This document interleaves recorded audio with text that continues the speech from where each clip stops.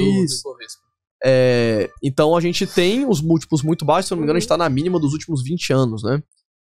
Mas ao mesmo tempo, o que o mercado tá vendo? Olha, tem um risco gigantesco. Ninguém sabe o que vai acontecer com as contas públicas, por exemplo, daqui 5 anos, 4 anos.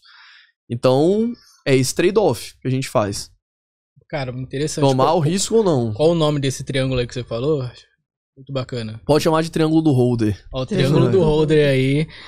Bacana, hein? Acho que sai um corte desse aí, Marcos. Ô, Lucas, pode trazer, por favor, mais uma água pro Fábio? Por gentileza. Se deixar, eu vou beber umas 10. Pode beber. Por favor. Oi? Então, você já falou da VEG umas 2 ou 3 vezes agora. Então eu vou querer saber da VEG. Né? Sobre a VEG nesse momento. Foi hoje ou ontem, saiu o resultado dela, subiu o lucro líquido em 36%, alguma coisa assim, né? Eu nem vi, vou te confessar. Cara, eu vi foi ontem ou hoje, subiu o lucro líquido ou receita dela em 36%. Então, novamente a VEG surpreendendo aí o mercado. Então, na minha visão, na sua visão, vale a pena ou não comprar a VEG hoje?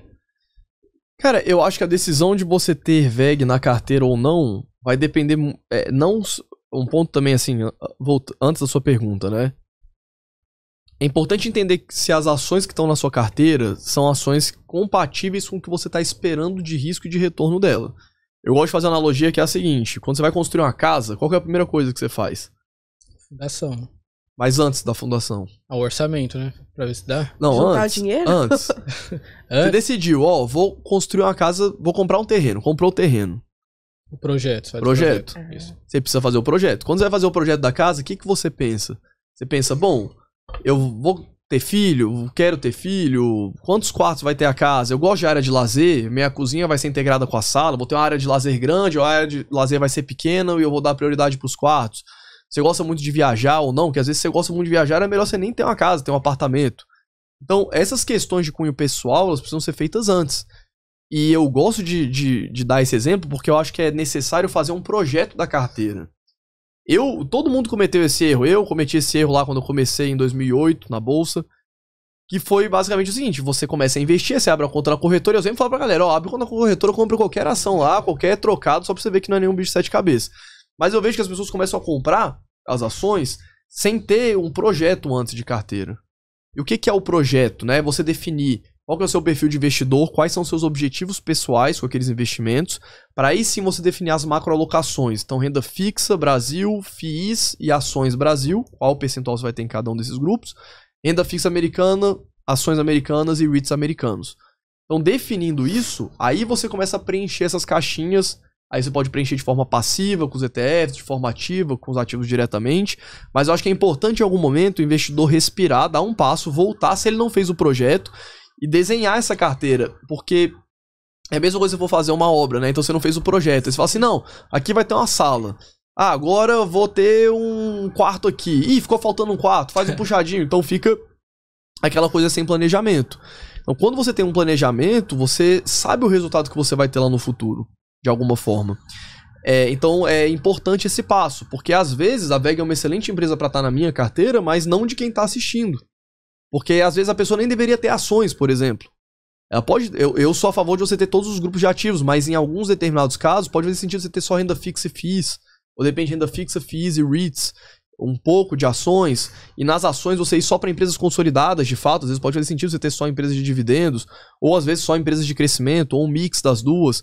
Então é importante o investidor ter clareza disso antes, tá? Mas eu gosto da empresa, é uma excelente empresa, uma das empresas que mais se valorizou na minha carteira desde quando eu comecei a investir nela. Se eu não me engano, ela não foi uma das primeiras ações. A primeira ação que eu comprei foi da Ambev. Não era nem a BEV3, era a MBV4. Só a PN tinha liquidez. E no caso da VEG, se eu não me engano, eu comecei a investir. A primeira vez que eu investi em VEG foi em 2013. Foi uns 4, 5 anos depois que eu comecei a investir. Uma das empresas que mais valorizou na minha carteira. Virou quase metade da minha carteira aqui do Brasil é VEG. Caramba. Porque é uma empresa antiga que valorizou muito, né? Então ficou com peso grande.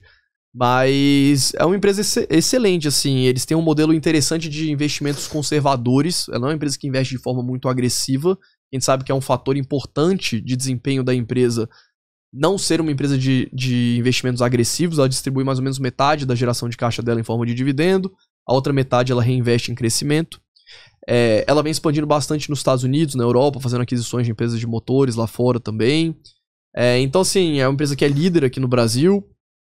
É uma empresa que eu gosto bastante, o modelo de negócio dele é um negócio difícil, de motores. É uma empresa que não tem margem muito alta. A gente tem uma margem relativamente alta ali, perto dos 15%, 17% de resultado. É uma margem que também não chama muito competidor, né? Então, a empresa já está consolidada há muito tempo. Então, é um negócio, assim, que eu acho interessante, mas o investidor tem que saber se faz sentido para a carteira dele aquele ativo. Interessante, você falando sobre projeto, agora eu lembrei que é interessante você fazer um projeto e seguir ele à risca.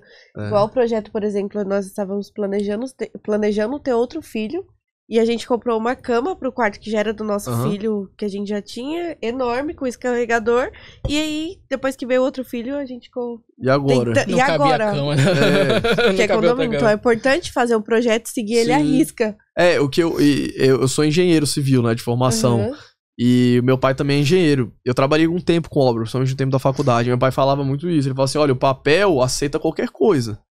Então, enquanto tá no projeto, você pode desenhar do jeito que você quiser, apaga e vai. Quando você não tem um projeto e você quer mudar, tipo, você já comprou um monte de ação e não sabe o que faz com aquilo ali, é um pouco mais complicado. Você vai ter que vender algumas e ir migrando pra essa carteira. Mas eu imagino que a maioria das pessoas que esteja escutando talvez não tenha feito esse passo inicial. Eu também não fiz nos primeiros anos que eu comecei a investir. Mas depois é importante você dar essa respirada, voltar, porque daqui a pouco você comprou uma ação porque você viu, por exemplo, você comprou a ação porque o Fábio falou de VEG no podcast, a ação da VEG cai 40%, você não vai saber o que fazer, né? Porque você só sabe tomar decisões, e por isso que eu bato muito nessa parte educacional. Quem vê os meus vídeos nunca viu eu indicando ação nenhuma pra ninguém. Eu vou lá, analiso a empresa do zero, falo o que eu acho, mas eu acho importante o investidor ele saber o que ele tá fazendo, porque quando a ação subir muito ou quando a ação cair muito, só ele vai saber tomar a melhor decisão. Ele que tem que saber por que aquela ação tá na carteira dele, né? Se ela continua tendo os fundamentos que ele imaginou que tivesse pra tá lá. E eu não conheço nenhum investidor de sucesso de longo prazo que obteve sucesso sem saber o que estava fazendo. Então o que eu tento fazer no meu canal do YouTube, no Instagram, é passar o conhecimento que eu tenho pra galera lá. Eu passo tudo, assim, quem me acompanha sabe, assim, que tipo, não tem murrinhagem de conteúdo não, é porrada. Isso é verdade. Inclusive nos stories, né? Só porrada lá respondendo caixinha de pergunta. É quase o... Isso quando não aparece o bad holder lá pra dar umas voadoras na galera. Quase o... Dá pra fazer uma página, Fábio Holder sincero lá. Só porrada nos stories. Fábio, desculpa te cortar, você ia falar alguma coisa? Não, eu ia continuar. Assim, fala, diga aí. Você tem, não sei se você pode falar, né? Fica à vontade, porque você é analista, né? Você tem investido, o que você tem investido nesse momento? Você pode abrir algumas coisas? Fala aqui no Brasil, por enquanto, né? Então, vamos lá. Tem tempo que eu não faço aportezinho no Brasil, mas lá no meu Instagram eu criei um destaque. Lá no meu Instagram, @fabio.holder. Tem um dos primeiros destaques ali que é como eu invisto. Que eu mostrei pro pessoal, eu não abro muito isso, tá? Então eu não gosto de falar o que eu tenho na carteira, como